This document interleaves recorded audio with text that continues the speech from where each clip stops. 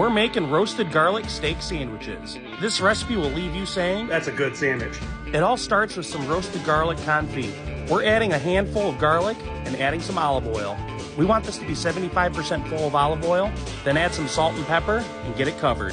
Into the oven 45 minutes at 325 degrees. You're cooking this until it's nice and bubbly. We're gonna let this cool and get our steaks ready. Of course, we have some prep work to do with our steaks. There it is. We're gonna take that cooled down garlic oil and we're gonna put it on these steaks. We'll use this as a binder and get it all nice and rubbed in. Be sure to coat both sides because we want to get that seasoning on. We're hitting this with Killer Hogs Texas brisket and some Kinder's caramelized onion butter.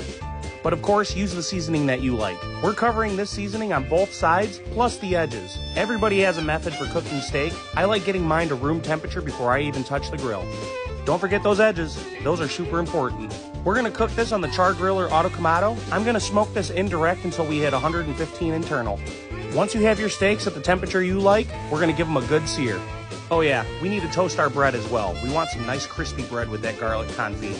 We got our steaks up to 125 degrees and they're ready to pull. We let them rest for 15 minutes. While that's resting, we're prepping our bread. Get that garlic confit and add as many cloves of garlic as your heart desires. I'm only putting this on one side of the bread because I don't want this to overpower the dish. Next, you smash them in. It's almost gonna have a consistency like butter. From here, we're gonna add some shredded smoked Gouda. This recipe makes 2 sandwiches, plus you'll have a lot of leftover steak. I'm gonna add all that Gouda and let that melt on the grill. While that's cooking on the grill, let's go ahead and cut into this steak.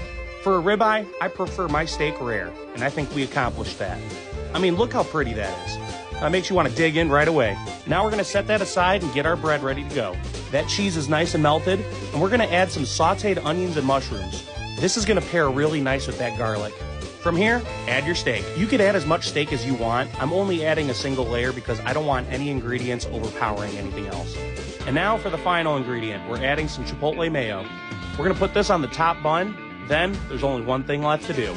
We gotta give this beautiful beef sandwich its golden crown. I'm ready to dig in, honestly.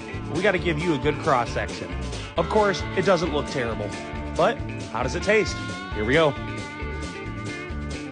The flavor compound here was absolutely insane. It left me saying, "That's a good sandwich."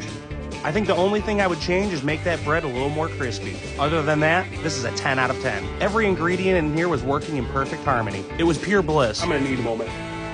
Like what we're cooking? Be sure to like, follow, share, and subscribe. And as always, we'll see you guys at the next barbecue.